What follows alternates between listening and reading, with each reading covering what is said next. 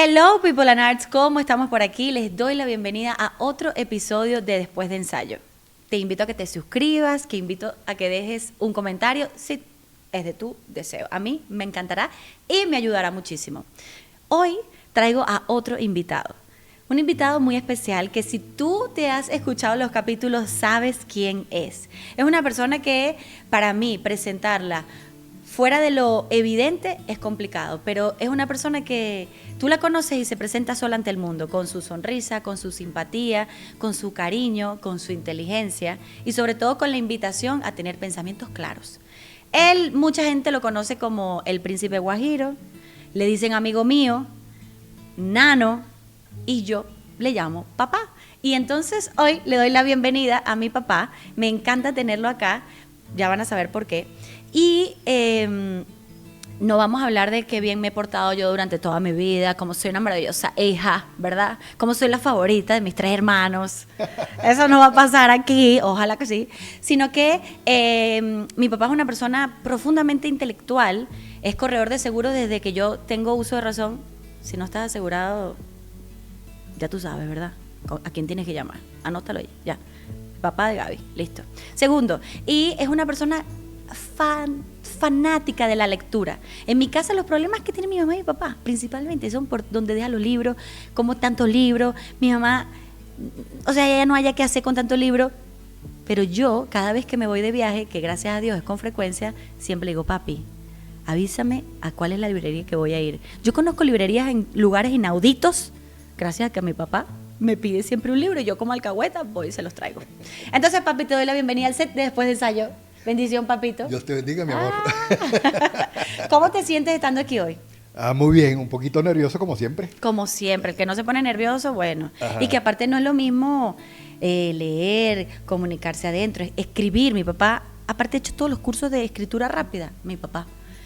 Sino estar aquí, compartir la otra parte que es el exponerse, ¿no? Exacto, exacto. Siempre cuando te sacan de tu área de confort, empiezas a...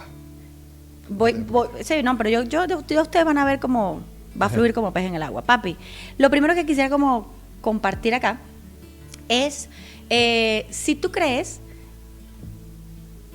que el hecho de que tú tengas este perfil, esto va a ser un poco como de mí la pregunta, pero es para abrir la conversación, muchachos.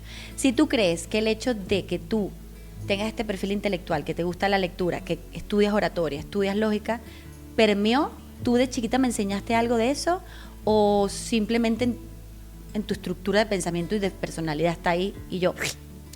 No, yo creo que siempre hay una influencia del papá y de la mamá en el crecimiento de sus hijos, siempre. O sea, me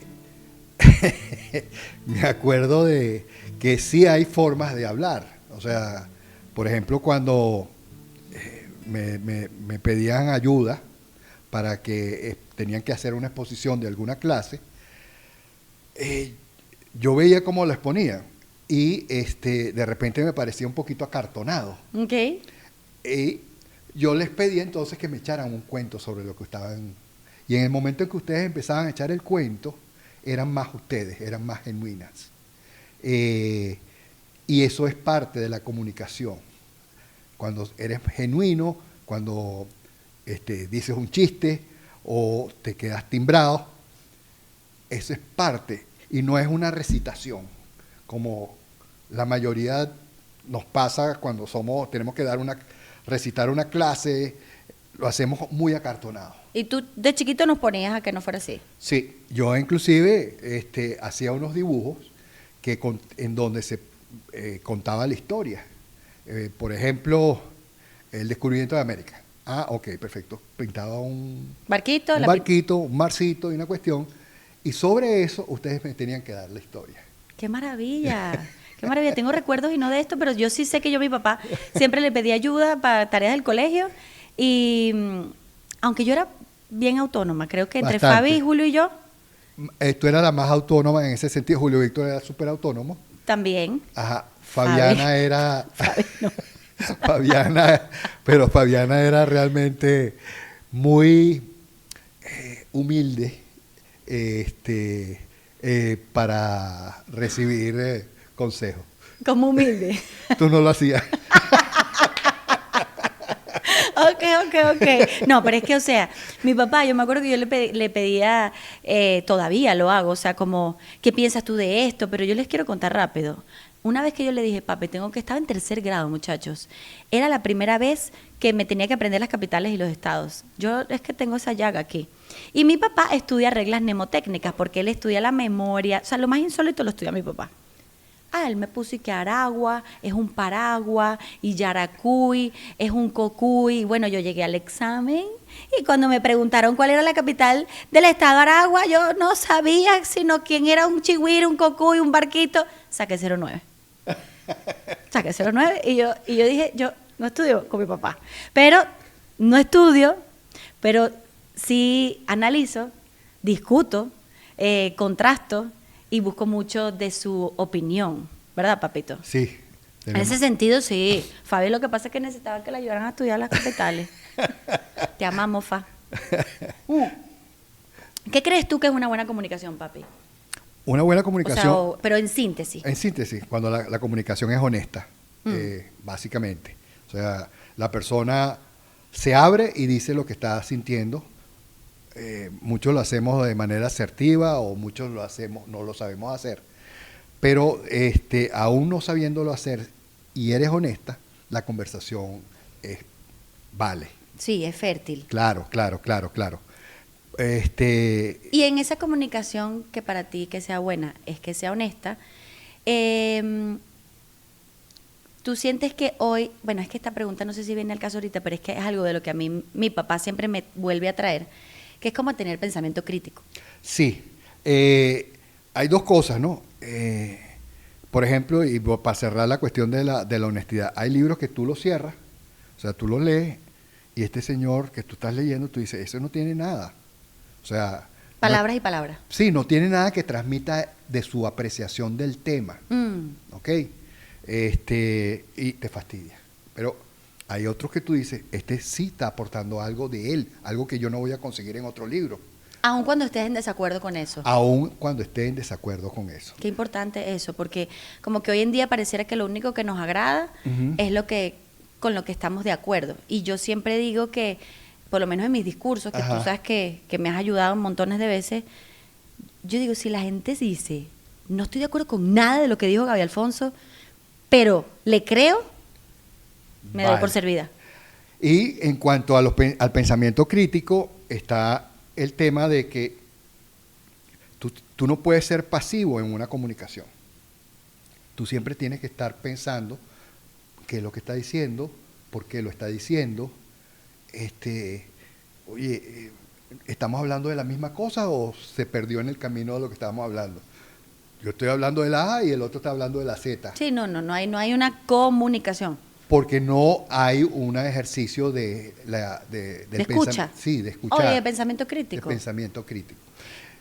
Y papi, por ejemplo, tú sientes que, o sea, ¿qué hizo que tú tuvieras no sé si la palabra es afán, por la comunicación? O sea... Bueno, tú venías un profesor que era maravilloso, todo el mundo lo odiaba. Ok. Yo me acuerdo que era el 3er año. Y aparte tuve 2 libros que todavía me acuerdo de Quiroga, que se llamaban Lenguaje y Literatura, y el profesor era un poco más joven que nosotros. ¿El profesor era más joven que ustedes? Sí, no, perdón, era ¿cómo te quiero decir? Tenía una diferencia de edad no muy grande con respecto a nosotros. Ah, ok. Y era muy exigente con el lenguaje. Ok. Entonces nos mandaba a estudiar gramática, lenguaje, nos hacía las cuestiones de exposición. Y me di cuenta cuando empezaba a leer estos libros, por ejemplo, los segmentos de los escritores, Rómulo Gallego, cualquier otro escritor que aparezca por ahí, y tú decías, oye, pero qué belleza, estos locos están hablando, utilizan casi la misma palabra, pero lo que están diciendo es una belleza increíble. Y de ahí comencé a estudiar la gramática. Después me fui, en la medida que tú vas leyendo, con el lenguaje, y caí en unos libros que decían que había una cuestión que se llamaba retórica, oratoria, etcétera, etcétera, y por ahí se fue el caminito. ¿Y te enganchaste? Me enganché. No, en mi casa hay no un diccionario. ¿Cuántos diccionarios puedes tener tú, papi? Tengo varios. Dejémoslo ahí, muchachos. O sea, cuando mis amigas nadie sabía que era la Real Academia Española, yo tenía el diccionario de la Real Academia en la sala de mi casa abierto siempre. Pero fíjate, papi, yo siempre pienso que cuando a mí me llega un alumno que quiere hablar en público, o compañeros, colegas, siempre le pregunto, ¿tú tienes algo que decir? Siempre. O sea, porque si no tienes algo que decir, de nada sirven estas palabras, como tú estás diciendo. ¿Había algo dentro de ti que quería ser comunicado? O sea, ¿había una intención de comunicar o era simplemente que te maravillaba la idea de cómo otros lo hacían? Igual de válido. No, bueno, o sea, en primer lugar, cuando yo estudiaba, quería, primero no ser acartonado. Ok. Entonces yo practicaba lo que tenía que decir, las respuestas las practicaba, hasta que agarraba un tono natural. Y luego veía que la manera en que yo hablaba hacía un impacto en la otra persona. Ok. Entonces dije, por aquí es el caminito. Es decir, me di cuenta que tenías esa habilidad, ese don. De influenciar. De repente no lo tenía tan consciente como lo tengo ahora. Ok. Pero yo sabía que hablando de cierta manera, no hablando plain o echando chistes, etcétera, etcétera, la gente conectaba y era mucho más fácil conversar, era más fácil hacer amigos. Pero desde una invitación para una playa hasta una exposición de algo más denso. Exactamente, no, hasta para una invitación. La mejor manera de conversar es en una invitación en donde tú estás entusiasmado. Claro. O sea, tú te vuelves muy elocuente. Mira, vamos a la playa y vamos a hacer esto y vamos a llevarnos una cava y tú le vas a poner hielo y yo me voy a rascar y tú me vas a recoger, etcétera. Entonces, haces un escenario bellísimo y el otro dice, quiero, voy. Sí. Okay. Mi papá era rebelde, quiero que lo sepan, cuando era chiquito. Tenía de mascota un venado y varias veces lo encontró su mamá encima del árbol porque él ya sabía que le iban a regañar. Así que muy intelectual lo ves aquí. Pero de joven era rebelde, ¿sí o no, papi? Bastante. Y tenías adeptos a tu causa por lo que estoy viendo. Muchos. Papi, y hablando como específicamente del tema de la oratoria, que Ajá. sabes que es algo que nos conecta a los dos, ¿qué para ti es del elemento más importante que hay ahí? Que cualquier persona que hoy en día como que, Gaby, yo quiero salir en redes sociales hablando, quiero montar un discurso, le pueda funcionar. En primer lugar, saber que una cosa es tener capacidad para hablar, o sea, que tú hablas y hablas y hablas y hablas. Y otra cosa es dominar esa capacidad para hablar en ciertos momentos, por decirte algo. Tú puedes estar, cuando una persona está, por ejemplo, una madre es muy elocuente cuando se meten con sus hijos, ¿ok? Muy elocuente, no necesita haber estudiado oratoria. ¿Es verdad? Ok, pero imagínate si esa madre supiera oratoria, podría reproducir esa elocuencia sin necesidad de que le estén atacando al hijo. Exactamente. Es decir, crea elocuencia para otro momento. O sea que la elocuencia te parece un elemento muy importante dentro de la oratoria. Sobre todo el saber que lo que tú buscas es persuadir. Okay. Entonces, cuando tú estás tratando de persuadir, de repente tienes que utilizar, de repente, por decirte algo, oye, voy a parecer un poco más agresivo o voy a parecer un poquito más suave, voy a ser como más alegre, etcétera. Todo eso está metido dentro de la elocuencia. Claro, pero ¿te acuerdas que, ¿te acuerdas? No. O sea, tú me mostraste un librito que aquí yo le voy a ir soltando las cosas que mi papá me hace. Él me presta libros, ¿verdad? Y después te los quito. Y después va para mi casa y dice, ay, déjame ver qué hay por aquí. Este librito ya lo terminaste de leer, pero él ya me lo prestó con un post-it donde está la línea que él quiere que lea. Eso se lo agradezco. Y luego se lo lleva. O sea, es un préstamo literal. O sea, ajá. Papi, tú sabes todos los libros que tú tienes, o sea, tú los mapeas. Sí, inclusive Ana María, tu madre, se pone un poco brava porque cuando yo rayo el libro, lo rayo tanto que si lo veo de nuevo, lo compro para no rayarlo. ¿Quién más como mi papá, por favor? ¿Quién más? Esto sí es insólito. Ok, papi, pero esos problemas con Ana María los resolverás tú. Ajá. Fíjate, yo te quería decir, dos cosas. Uno, cuando tú me hablaste de la elocuencia en un libro, Ajá. viejito, no me acuerdo cómo se llama, Sí, de Pinedo. que habla de cómo la elocuencia tiene que ver con algo que te atraviesa, con algo que Sí. se sienta tan... Primero tienes que estar convencido. Eso. Exacto. Primerísimo, tienes que estar convencido. Y el proceso de convencimiento lo haces. O sea, no es cuestión de que viene por ciencia infusa. Es decir, tú tienes que conocer el tema y no es muy difícil conocer el tema. O sea, básicamente es hacerte preguntas. ¿Por qué esto es importante para mí? ¿Qué significa? Exacto, ¿qué significado? Cuando dice, tú acabas de decir ahorita, porque esto es interesante. Y cuando vas a responder, esto es interesante, va a ser porque es interesante para ti. Claro. Porque es importante para mí. Y descubres de repente algo que quieres comunicar porque le va a hacer bien a otro. Qué bonito. Entonces, en ese momento, pasas a ser orador. Claro. ¿Ok? Porque estás transmitiendo algo que te capturó y te cambió tu forma de ver la vida o una situación.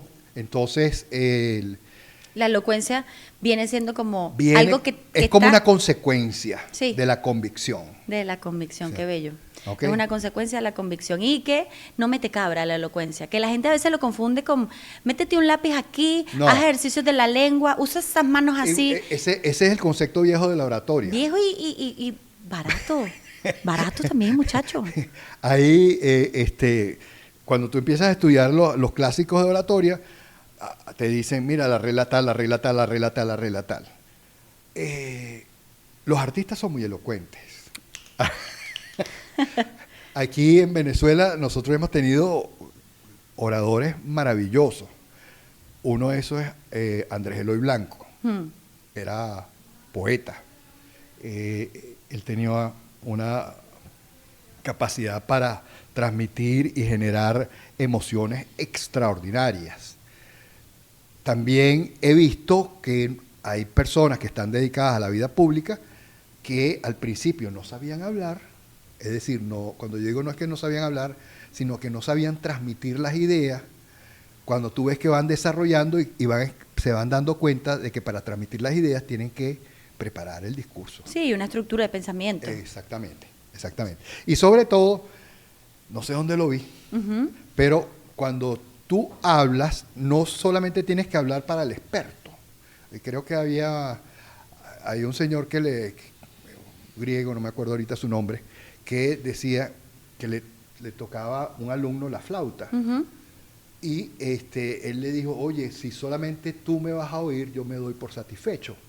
Y el profesor, el maestro, le dijo, no, así como tú haces que la persona culta oiga, la persona que no es culta también debe oírte.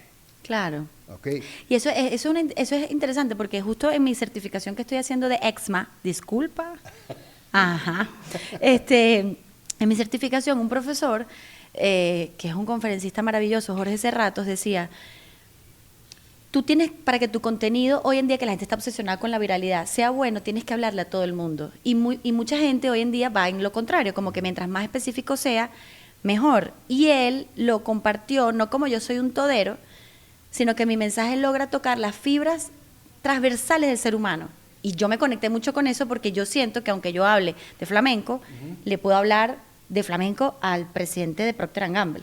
Porque la transversalidad de la humanidad tiene que ver con bienestar, seguridad financiera, amor, familia, vejez, ¿sabes? Y te puedes equivocar porque cuando tú no tienes claro eso, empiezas a decir, no, como yo voy a hablar con el público, empiezas a hablar con un lenguaje vulgar, soez, etcétera, y realmente tú debes hablar para que las personas se eleven. No, claro, es subestimar también a la audiencia. Es subestimar a la audiencia. Y a la humanidad, o sea, como que solamente si yo hablo de esta forma es la única manera en la que voy a tener impacto, ¿no? Exacto, o te vas para el otro extremo en que solamente te entienden los técnicos. Que es como mi mensaje puede ser, como mi discurso se convierte en una píldora digestiva. Ujú. A la gente no le gusta que yo le diga que sea un festal. ¿A quién le gusta eso? Pero es lo que yo como maestra quiero enseñar. O sea, porque hoy en día hay demasiada información. Si nosotros como oradores o como elementos que comparten un mensaje, logramos que eso caiga en comprensión, ahí hay una magia, porque lo demás está ChatGPT para explicar ideas, pero ¿quién hace que esas ideas se desmenucen sin subestimar, pero dando contenido, que no solo el intelectual? O sea, es una mezcla importante. Okay. Cuando tú escribes, cuando te dicen, no, la oratoria tienes que empezar a escribir como un loquito. Bueno, sí, escribir te da una organización mental, pero no es lo mismo, porque tu mensaje tiene que ser captado a la primera vez. Tú no puedes pasar las páginas del tiempo cuando estás hablando. Claro. ¿Ok? Distinto un libro. Exactamente. En cambio tú, un libro, déjame volver a ver, volver a ver, etcétera. Cuando tú tienes esa responsabilidad de transmitir ideas, transmitir un punto de vista o una convicción, etcétera, más vale que la prepares. Más vale que la prepares. Sí. Mi querido Churchill, que mi papá es fanático de Churchill, decía que un discurso de 3 minutos, dame 3 semanas o 3 meses para practicarlo. Si tengo 1 hora, rela. Y eso lo aprendí porque mi papá. Él tenía su primer discurso fue cuando se presentó, que se llama el discurso Doncella, en el Parlamento. Okay. Y él se lanzó sin papeles, sin nada, y fue un desastre. Entonces él de ahí se prometió no entrar nunca sin haber preparado el discurso. Y desarrolló la habilidad de llevar las ideas, leerlas y dar la impresión de que no las estaba leyendo. Sí, ¿Okay? que era como algo que estaba diciendo por primera vez. Exactamente. Sí, eso es un trabajo. Yo practico las pausas, los chistes. Es así. Aquí no, porque es un espacio muy como distinto, pero cuando es un discurso, sí que se prepara. Y otra cosa que te iba a decir, papi, que en esto creo que tenemos puntos de vista distintos. Tú dices que la oratoria o el hablar en público es para convencer y persuadir. Y yo siento que no me importa que crean lo que yo creo, sino que se les amplifique la percepción. No te entendí. ¿Qué? O sea, que tú dices que el hablar en público es para convencer. El hablar en público, o sea, básicamente Y persuadir. Es persuadir para orientar a la gente, para darle un sentimiento de cohesión. Pero eso es distinto, porque lo que yo sí creo que ya no está de moda, o no es mi búsqueda al menos, es como que yo quiero que todo el mundo crea lo mismo que yo. No. Ok. Ok, o sea, ahí los discursos tienen diferentes finalidades. Si es un discurso de venta, obviamente te quiero convencer a que me compre. Claro. Pero si es un discurso... O sea, si yo quiero de repente, y sobre todo cuando tú dices de venta, pero el médico cuando te da una serie de medicamentos que te tienes que tomar, él quiere que te tomes esos medicamentos. Claro, Okay. sí entiendo. Okay. Pero lo que no creía era que también era como para siempre persuadir y no... No, puede ser para informar. Entretener. Amplificar la mirada. Exactamente. Bello. Y papi, otra cosa que me parece interesante que tú lo expliques como estudiante de la lógica. Ajá. Hoy en día estamos en los opinólogos, Sí. en donde todo el mundo se siente en el derecho de contar su opinión y que eso sea entonces una verdad absoluta, que como es mi opinión y yo estoy en todo mi derecho, a mí eso me cuesta y a veces no tengo como los argumentos para decir, cállate. No, mira, ahí ayuda mucho. En primer Pero lugar, sí sabes qué está pasando. Sí, claro. Yo tengo muy buenos amigos con los que tengo fuertes diferencias, pero bueno, gracias a Dios somos buenos amigos.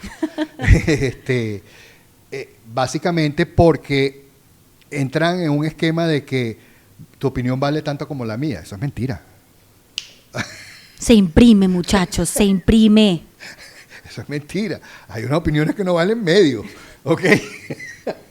Todos estamos celebrando con Julio Alfonso en este momento. Hay unas opiniones que no valen medio. ¿Y cómo tú testeas que una opinión tiene valor? Ok. Por las razones. ¿Y los argumentos? Que son los argumentos. O sea, cuando tú empiezas a dar razones, apoyos de tu afirmación, entonces tú dices, oye, mira, esta es más sólida que aquella. Esta. Claro, y que no solo parte de es lo que yo siento, lo que yo tengo, lo Ajá. que yo soy. Y bueno, y para terminar de darle la vuelta a la arepa, ¿ok? Tú dijiste algo muy cierto, que vuelve a caer. Porque no todo es igual.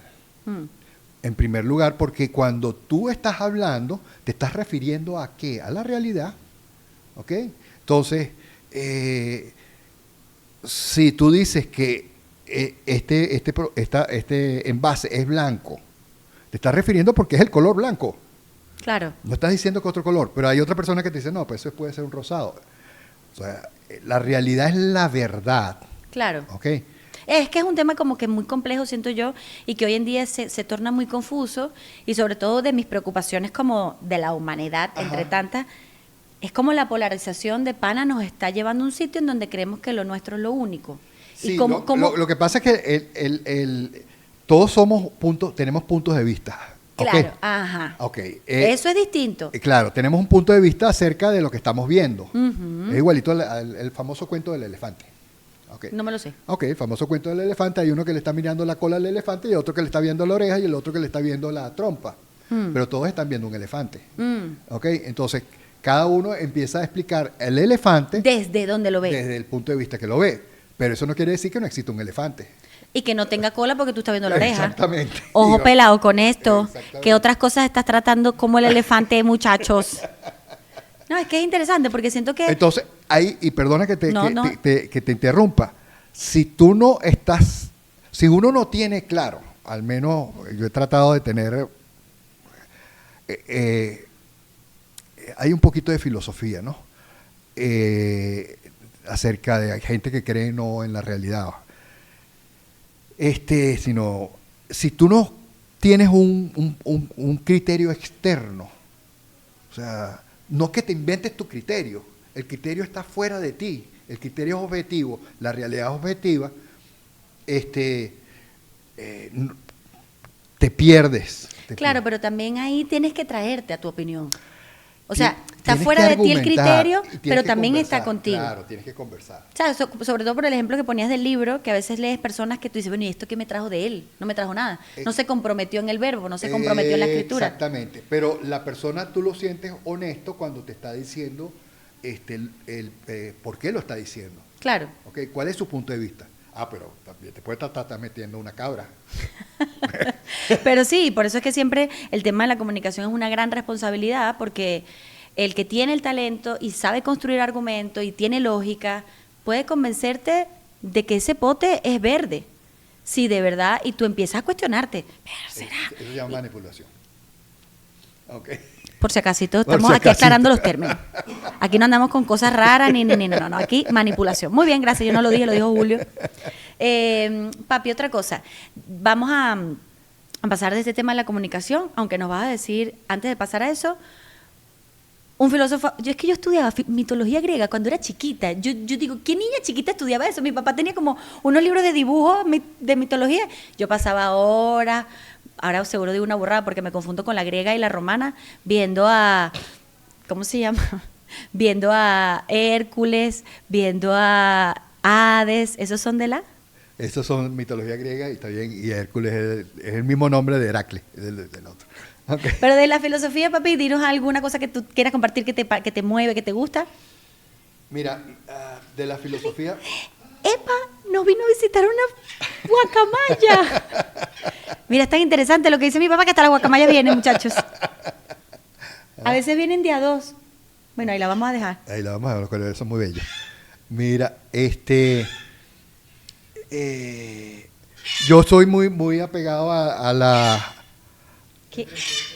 ¿Qué hago? ¿La saco? Sí. Hay filósofos muy buenos que...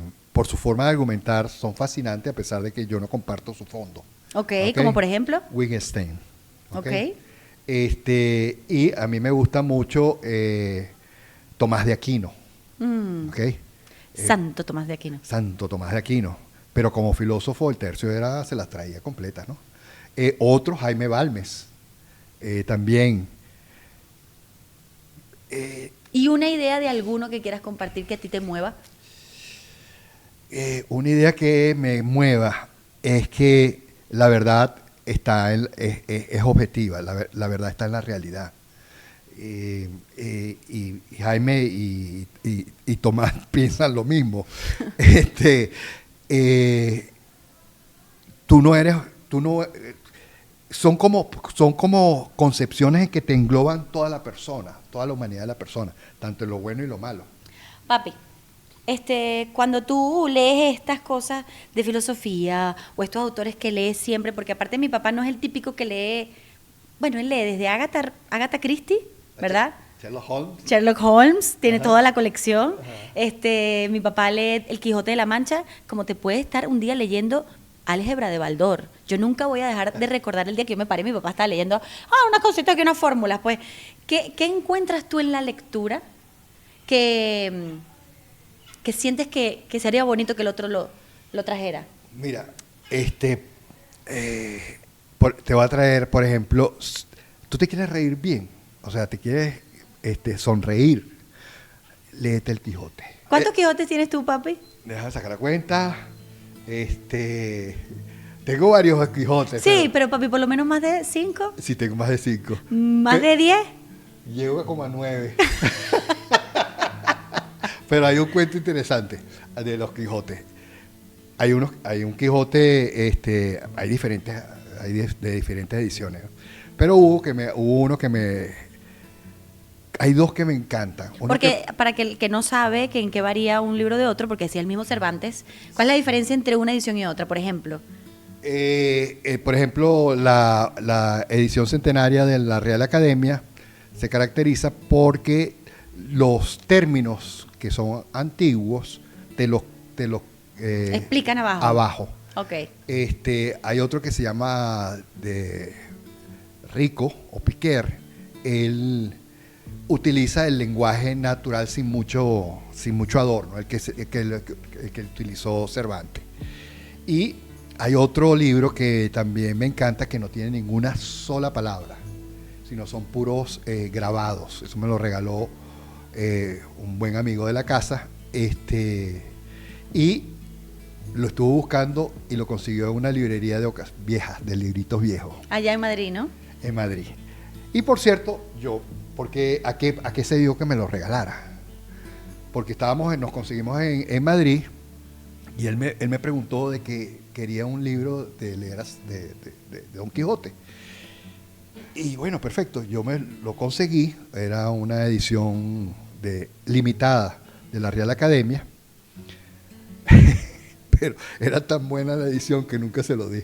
Mi papá pasó, usted no sabe cuántas calles en Madrid él recorrió buscando el libro que él iba a regalar a su amigo, y cuando lo encontró no se lo regaló. Por eso él dice que se lo regaló a su amigo, porque era para el amigo y mi papá se lo quedó. Exacto. Pero ¿qué encuentras tú, papi, en esta fascinación que tienes por el Quijote, como algo muy puntual que tú quieras que el otro se lleve? Mira, el Don Quijote, con su locura, trataba de que en la búsqueda de un ideal era buscaba un mundo mejor, y en su búsqueda, por supuesto, se chocaba contra la realidad, pero a él no le importaba, él seguía, él decía que el mundo real era el ideal que le estaba buscando. Hay el Hombre de la Mancha, que se dio hace poco, fuimos en el aula magna, no, en el Teresa. En el Teresa Carreño. Ahí se ve. Y al final, Fabiana fue... Sancho Panza. La gordita.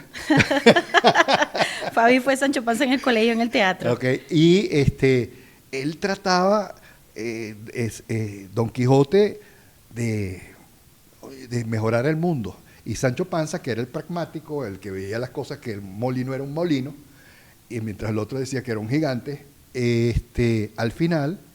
ocurrió la sanchificación del Quijote y la quijotización de Sancho. Exactamente. Ay, qué tristeza. Nosotros hicimos un viaje especial para mi papá sorpresa allá en Madrid. Fuimos por toda la ruta del Quijote. Fuimos donde estaban los molinos de viento, fuimos a la casa de Dulcinea, al pueblo, que era el Toboso, estuvimos en el museo, en donde es un museo que tiene... Fascinante, ese museo era fascinante porque estaban todos los libros de los presidentes, primeros ministros, etcétera, con la firma de un libro de Don Quijote. En el idioma de ese país. De ese país. Y me acuerdo que Hitler Sí. no mandó el Quijote. No, ¿Qué fue lo que mandó? Él mandó un libro alemán. No creo que haya sido el libro que escribió. Pero Sí, el punto es que era bellísimo. Sí, pero él no envió el de Don Quijote. Él no envió el Don Quijote, porque obviamente no. Pero bueno, hicimos toda esa ruta y todos vivimos muy de cerca la situación Exacto. cervantina de mi papá. Y papi, entonces bueno, ya sabemos que ese es un libro que tú sientes que debieran leer. Sí, claro. No es necesario tapuzárselo de un solo momento, ¿no? Lo más sensato es darle una visión general, es decir, ¿cuántas salidas tuvo Don Quijote? 3. ¿Ok? ¿Cuál fue la más larga? La tercera. ¿Ok?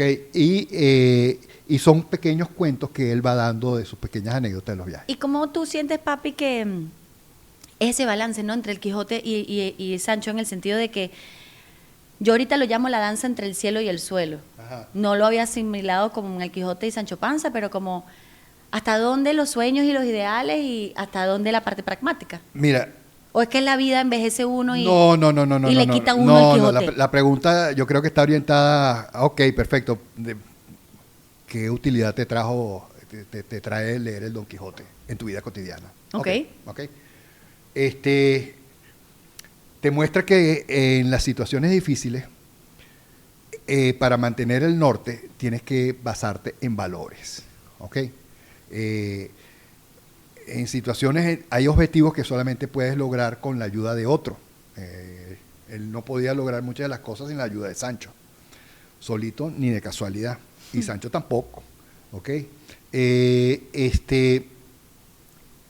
También el valor de la honestidad. A pesar de que estaba loquito, por ejemplo, había unos bodegueros, etcétera, que le querían echar broma, y al final, al ver su actitud, lo empezaban a respetar. El valor de la amistad. El valor de la amistad.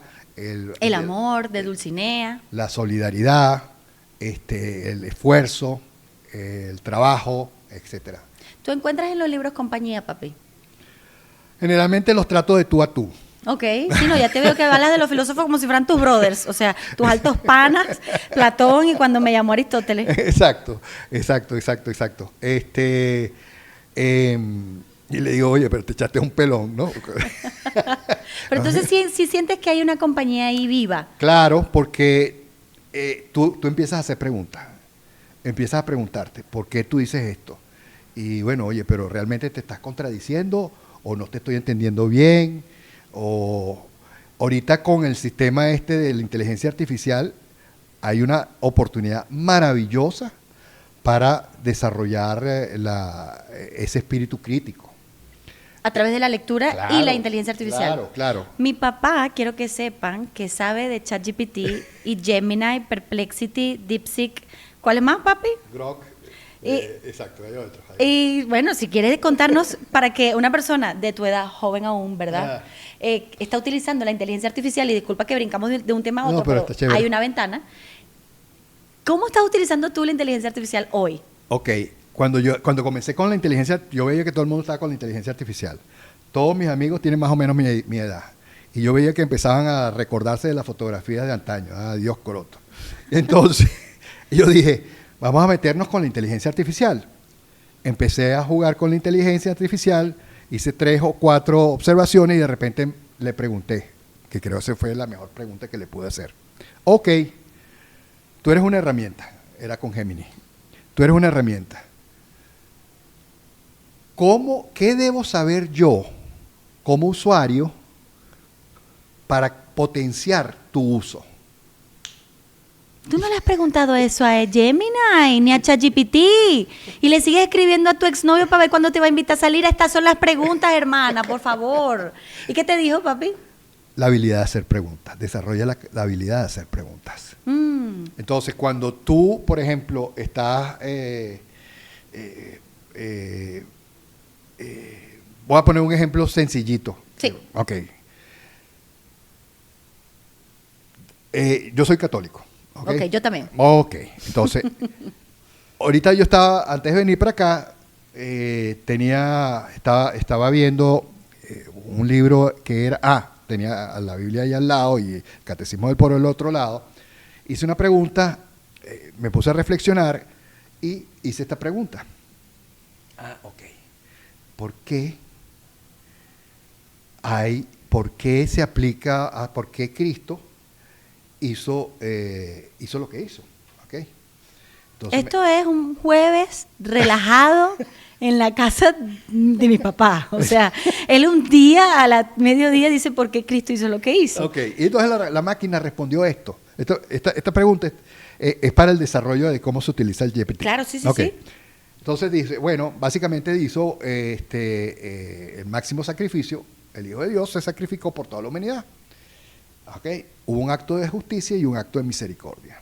Ok, perfecto. Entonces yo le pregunté, ¿y por qué se puso a hacer eso? Entonces, ¿por qué se pone a hacer un acto de justicia y quitemos la misericordia? Entonces, el tipo dice, el chat no me lo dijo, pero te da a pensar, dice que todo acto tiene una consecuencia. Está hablando de responsabilidad. Claro. ¿Ok?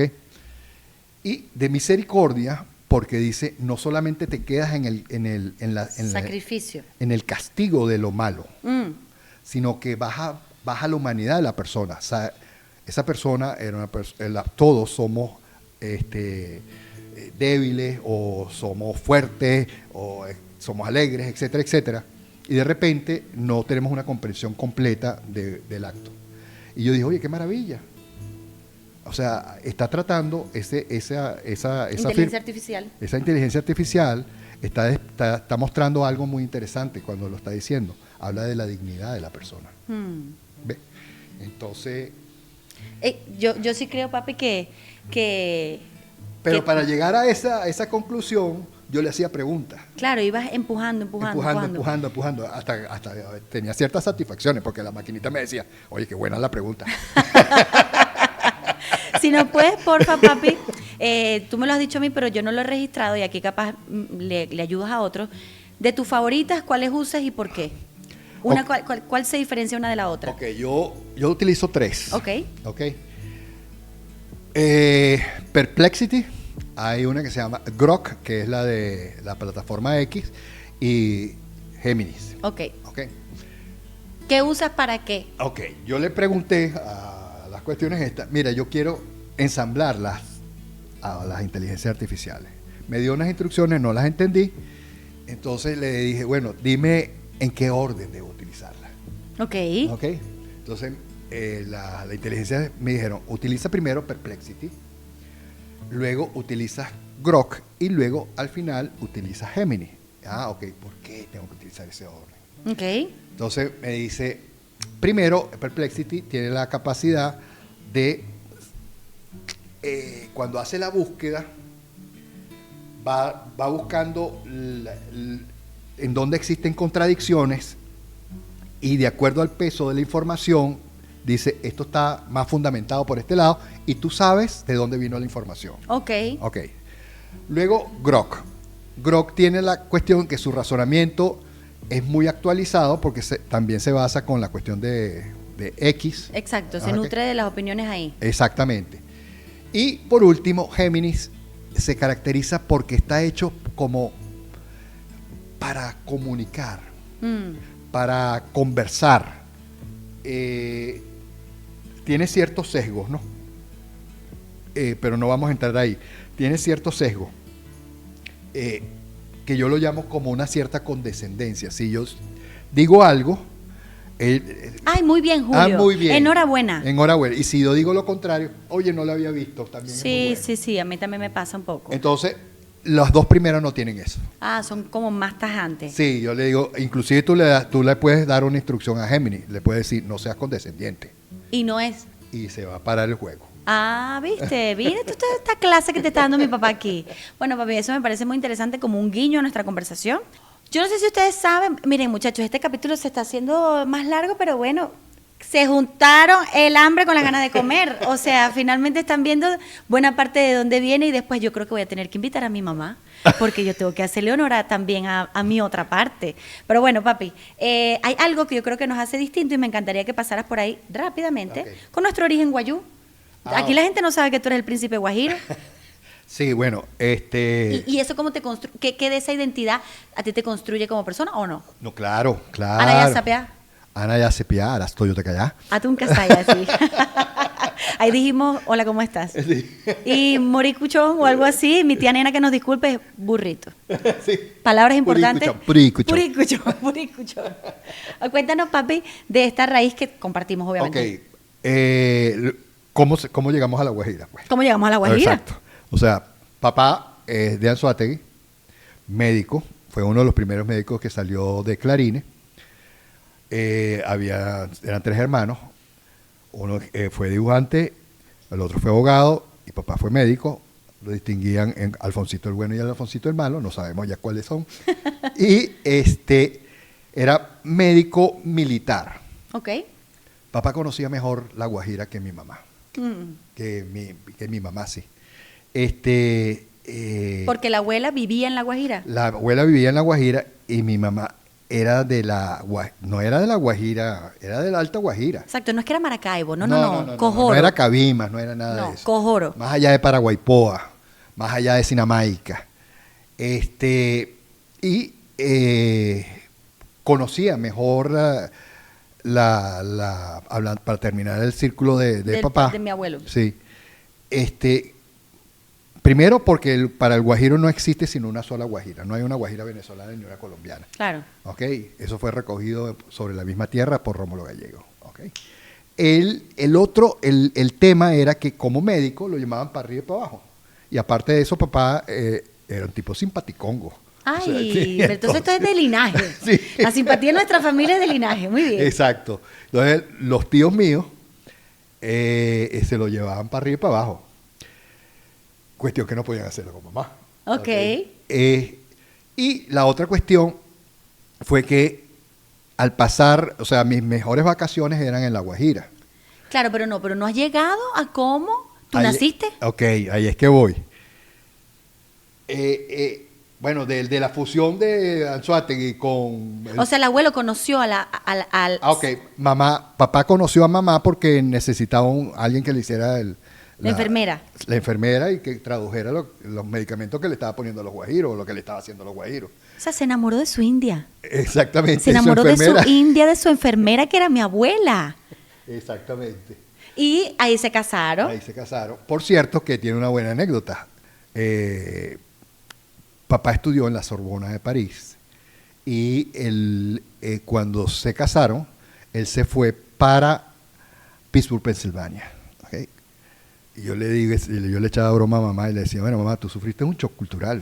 Bueno, o sea, básicamente... De hacer casabe a comer waffles. Sí, tú saliste de cuidar chivitos y wow. Saliste a Pittsburgh, Pensilvania.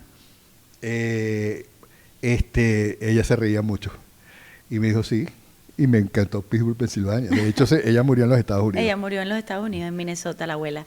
Ah, papi, ¿y entonces qué de ese clan? Ok, ahí viene la cuestión de que como mis mejores vacaciones fueron allá. Allá. Me mandaban de repente para la parte de mi papá, en donde estaba Armas Alfonso, el escritor, había intelectuales. Los intelectuales, pero esos eran muy aburridos para pasar unas vacaciones. y en cambio, con mis tíos, que eran economía de frontera, ¿ok? Creo que se llama economía de frontera. Contrabando. Muchachos, aquí no nos vamos a quedar tenemos contrabandistas. Claro. Tío, te mandamos besos. Exacto. Ahí y es natural, o sea, sí, en una frontera, de la geografía, cómo se mueve la economía, ¿ok? Y la familia, en ese sentido, era una familia fuerte, económicamente fuerte. Eran buenos comerciantes. Ok. Entonces, a mí me dejaban 2 o 3 meses allá. Las vacaciones completas. Allá en La Guajira. Allá en La Guajira. Y ahí tú aprendías a lanzar piedras con la onda, a montarte en el burrito, a perseguir Los gallos. a los gallos, a seguir las cabras, a los chivos, todo eso, pues tenías que recortarles y meterlas en la tarde en la olla. Sí. Entonces, ahí te das cuenta, la otra cuestión era el respeto que le tenían a mi abuela y el respeto que le tenían mis tíos a mi abuela, porque es matriarcal la cuestión, ¿no? La cuestión guajira es matriarcal. Matriarcal. Nosotros pertenecemos a un clan que se llama el clan Zapuana. Zapuana. Esos son, cada casta tiene un tótem, alguien que lo identifica. Y para mí el Zapuana es el más bonito, es el Alcaraván. El Alcaraván. Exactamente. Entonces, el hijo mayor de la hija mayor es el príncipe guajiro. Le dicen Talaula. El Talaula. Aquí tenemos al príncipe. Y yo dije, bueno, si yo soy hija del príncipe, soy princesa. ¿No te parece que...? Bueno, pero yo he tratado de decirle a tu madre que me bese la mano y siempre me da un sartenazo. No ha prosperado, papi. No, todavía. ella no te ha dado tu lugar, No, papi. nada. Cónchale, vale. Todas las mañanas cuando te haces tu huevo frito, ella dice, aquí está mi querido príncipe. No, nada de eso. Bueno, yo creo que eso es una parte que, aunque nosotros como hijos no la hemos explorado mucho. Pero te da muchísima identidad. Eso. Te da muchísima... Y que la raíz está. Sí, definitivamente. Aunque no la entiendas, no la comprendas, yo siento que ya está. La tía Nena fue la que llevó el dialecto guayú a la universidad. No, fue la tía Dalia. La tía Dalia, exacto. A la universidad. Era indigenista. En la Universidad de Maracaibo no se estudiaba el idioma guayú, el dialecto, no sé cómo se dice correctamente. Y gracias a la tía, eso sí, pasa hoy en día. Está en la universidad de Seguro. Y yo me acuerdo cuando se fue a morir mi abuela Sémida, la mamá de mi papá, que vivía en Minnesota. Bueno. A mí, bueno, me pasaron dos cosas, ¿no? La abuela se enfermó de cáncer y yo la llamaba mucho por video. Y me llamó Farmatodo para dar una conferencia online en pandemia. Y yo me acuerdo que era de la resiliencia. Y yo llamé a la abuela y fue la primera vez que me vio en discurso hablando. Pero yo siempre resentí que la abuela nunca me vio bailando. Entonces yo lo que hice fue, me busqué un amigo músico, hice buscamos un instrumento guayú, la nena, yo le escribí una carta a la abuela Sémida y la tía Nena la tradujo, la grabó en nota de voz, mi amigo me la puso y yo bailé un baile y le hice un video. Y ya la abuela estaba en la clínica, sí, pero... Y ella siempre decía, mi nieta baila. O sea, yo decía, ¿cómo ella se vanagloria tanto del talento de su nieta que no ha visto? O sea, que nunca vio. Pero yo creo que hay cosas que tú ves a la gente bailar, aunque no la veas literal bailar. Y yo siempre siento que la abuela tuvo como esa conexión especial conmigo, o yo me permito pensar. Y fue como el último regalo que yo le hice a ella fue... No, ella la tuvo. Realmente ella tuvo esa conexión. Sí, ¿verdad? Claro. Voy a decir algo interesante. Eran las nietas hijas del Talaula. No, es que la abuela, o sea, uno va viendo de dónde viene. A mí me parece interesante cómo hay mucha gente que se desmarca de su mamá y su papá como para tener su propia autonomía. Creo que es parte del ser humano natural. Pero siempre hay algo que salpica de la identidad de uno. Y la abuela, o sea, si bien por lo que voy viendo de mi abuelo, tenía esta parte intelectual y simpática que mi papá naturalmente tiene, la abuela era en la devoción a Jesucristo y a la Virgen María. Y la abuela fue a Jerusalén. O sea, la abuela siempre me dijo, juntas vamos, cuando yo me cure, ir a la Virgen de Fátima. Hoy mi hermana es devota absoluta de la Virgen de Fátima, sin saber exactamente que la abuela tenía esa conexión. Y la abuela me regaló una vez a mí los clavos de Cristo.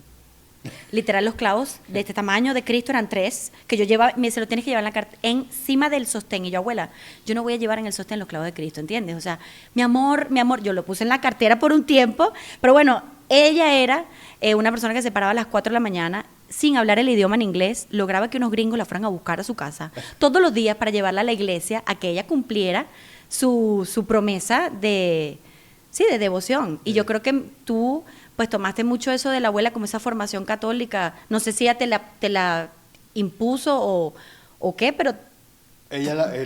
Nosotros teníamos que ir a misa todos los domingos, o sea, querámonos no, en aquel momento. Los rebeldes sin causa. Los rebeldes sin causa. Y aparte de eso, y ya que estamos hablando de la abuela, mi mamá no llegó a tercer grado, pero tenía una personalidad tan clara que mi papá, que estudió en la Sorbona, en la otra, y en Pittsburgh y todas estas cuestiones, la garra de la vida lo tenía la abuela. Sin duda. No hay vuelta de ojo. No. Es decir, no tenía miedo, por ejemplo, cuando se murió papá, ella no le dio ningún miedo irse a... Nos llamó un día, estoy aquí en el aeropuerto, ¿qué haces en el aeropuerto? Me voy, ajá, ¿y con qué te vas ahí? Tuvimos que bajar Carlos, tu tío y yo, para tratar de convencerla que estaba haciendo y cómo había comprado el pasaje y todas esas cuestiones, se lo habían regalado. Y se iba, creo que era con $100, o no sé, una cuestión de esas. Y no hubo forma, entonces le tuvimos que entregar la tarjeta de crédito, cada uno le dio, toma la tarjeta de crédito, y vamos a ver cómo resolvemos cuando esté allá. ¿Y para dónde iba? Ella se fue a ver a Mabel, la otra hija. Ah, mi tía Mabel. A ti, tía Mabel. No, es un personaje que la abuela, mediante el cual yo creo que todos tenemos un poquito de la abuela, pero bueno, quería como rescatar esa parte de nuestra identidad y este capítulo va llegando a su fin, papi, lamentablemente. Quiero que me digas rápidamente, yo te voy a hacer como unas preguntas y tú me sueltas. Ok.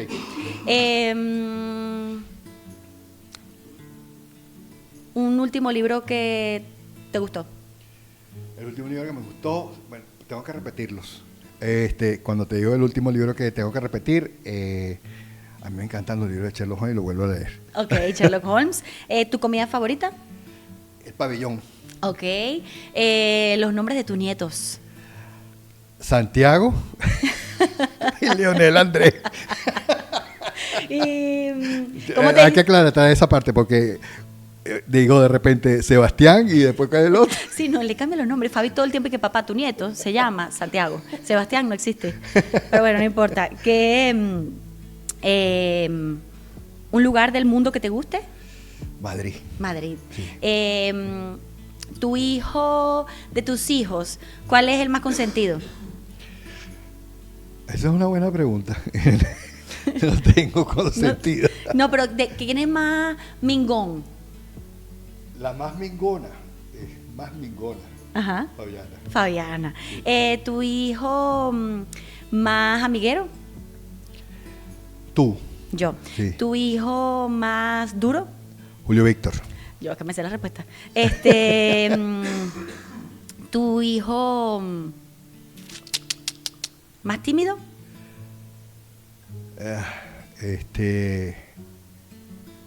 Creo que es Julio Víctor. Sí, ¿verdad? Sí.